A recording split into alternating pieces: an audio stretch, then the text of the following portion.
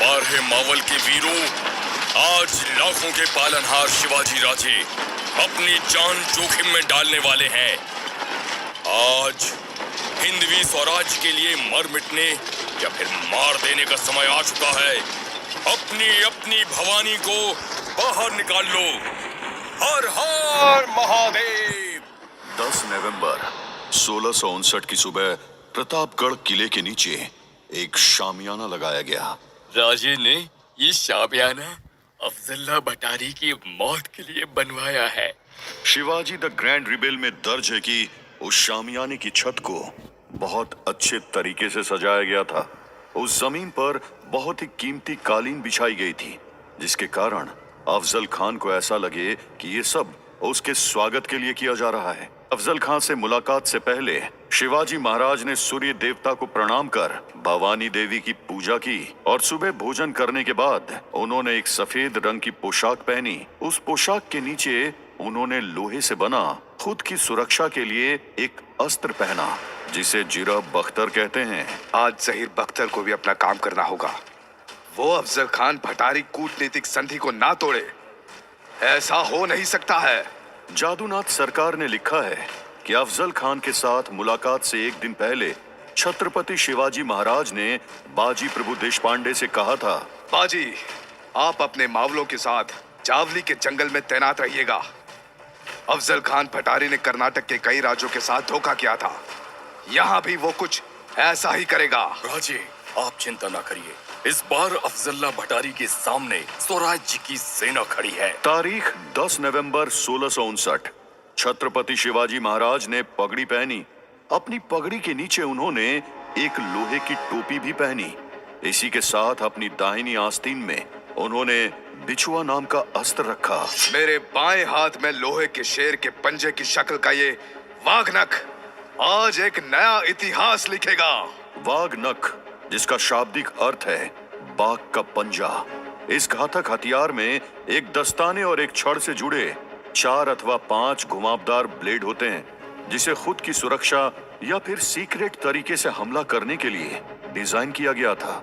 छत्रपति शिवाजी महाराज के साथ अफजल खान से मिलने 2 योद्धा और जाने वाले थे, जिनका नाम जीवा महाला और संभाजी कावजी था। दोनों के पास एक पट्टा, बिना मुड़ी तलवार और फिरंग, विदेश में बनी तलवार और ढाल था। समय का वो चक्र भी आ गया जब अफजल खान शामियाने में पहुंच चुका है। अफजल खान भटारी।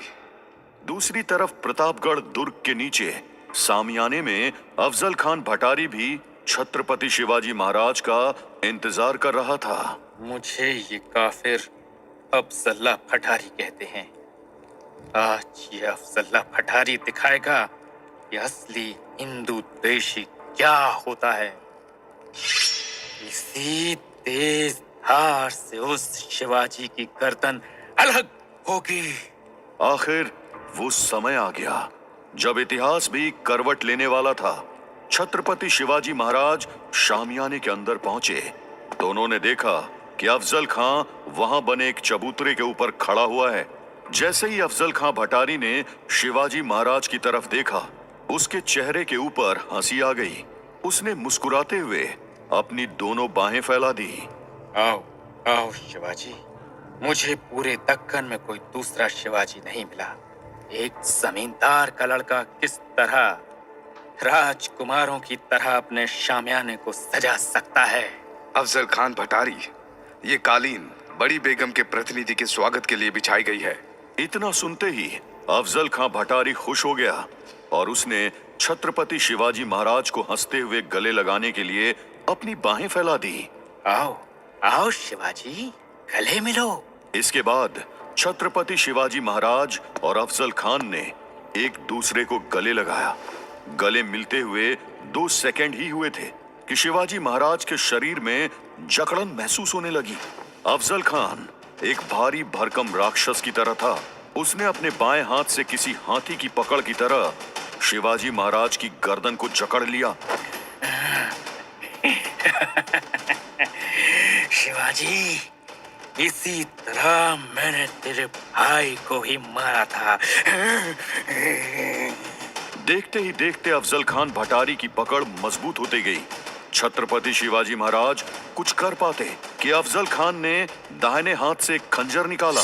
खंजर! अफजल खान भटारी ने खंजर की मदद से शिवाजी महाराज की पीठ के ऊपर जोरदार वार किया। खंजर! श्रीमंत छत्रपति शिवाजी महाराज ने इसी वार से बचने के लिए जिरह बख्तर पहन रखा था, इसलिए 2 बार वार करने के बाद भी खंजर का असर छत्रपति शिवाजी महाराज के ऊपर नहीं हुआ। अब वो समय भी आया जिसका इंतजार स्वराज के हर भगवाधारी को था। छत्रपति शिवाजी महाराज ने हर हर महादेव का उद्घोष किया। हर हर महादेव! छत्रपति शिवाजी महाराज ने अपनी बाह को आजाद करवाते हुए अपनी बाईं हथेली में छिपे वाघ नख को बाहर निकाला। हिंदू द्वेषी अफजल खान भटारी! इसके बाद शिवाजी महाराज ने अफजल खान भटारी की पीठ पर वाघ नख रखा और अपने दोनों हाथों से उसकी पीठ को फाड़ दिया। श्रीमंत छत्रपति शिवाजी महाराज ने भगवान नरसिंह का रूप धारण किया और अपने दाएं हाथ से अफजल खान के पीठ को फाड़ते हुए उसकी हथेलियां बाहर निकाल दी। अफजल खान की कहराने की आवाज शामियाने के बाहर तक आ रही थी।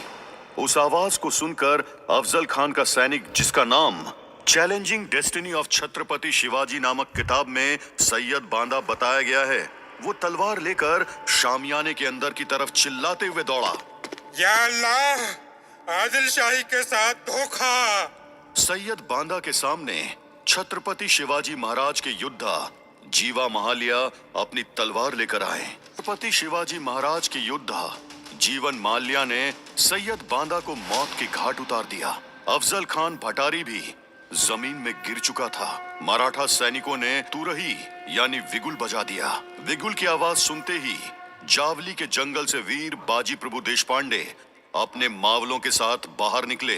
तुरही बच चुकी है, अफजल्ला भटारी का अंतिम समय आ गया है। बाजी प्रभु देशपांडे जावली के जंगल से बाहर आए और अफजल खान भटारी के 9 अंगरक्षकों को एक एक करके मौत के घाट उतार दिया।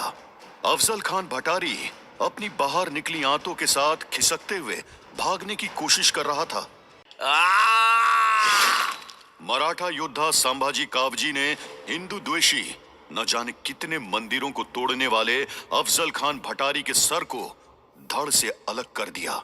इस तरह श्रीमंत छत्रपति शिवाजी महाराज के स्वराज में आदिल शाही के वजीर अफजल खान भटारी का वध हो चुका था।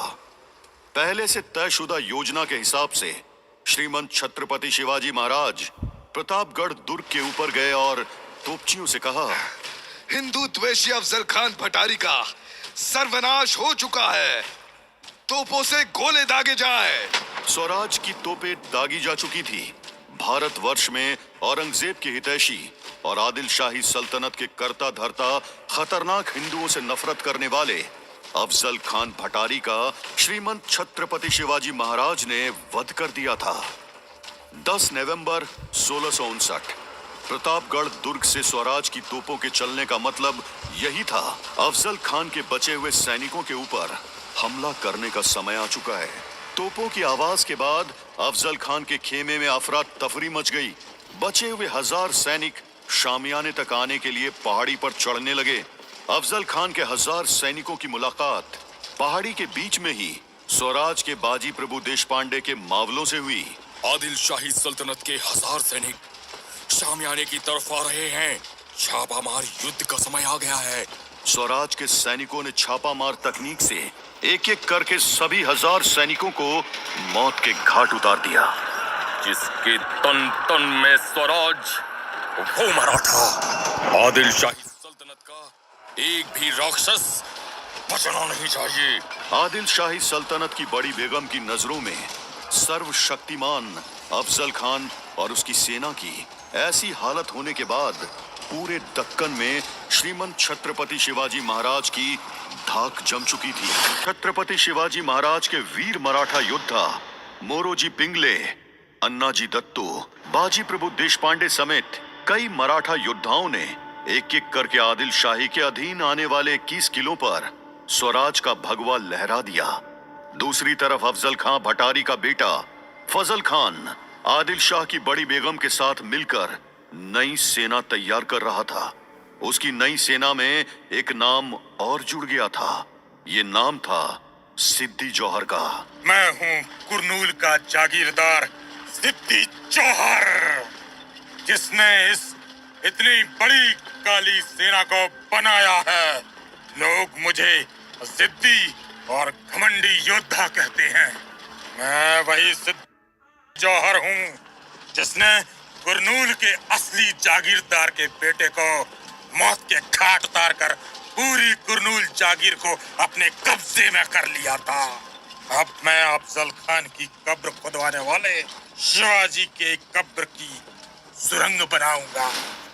पीकर जिनकी लाल शिखाएं, उगल रही 100 लपट दिशाएं, जिनके सिंहनाद से सहमी धरती रही अभी तक डोल, कलम आज उनकी जय बोल।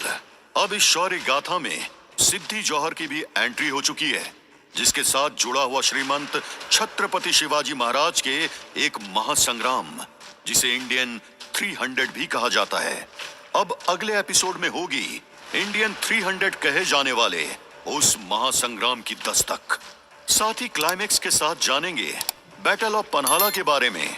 उभरते हुए अखंड मराठा साम्राज्य के बनते रहिए साक्षी और सुनते रहिए श्रीमंत छत्रपति शिवाजी महाराज की गौरव गाथा।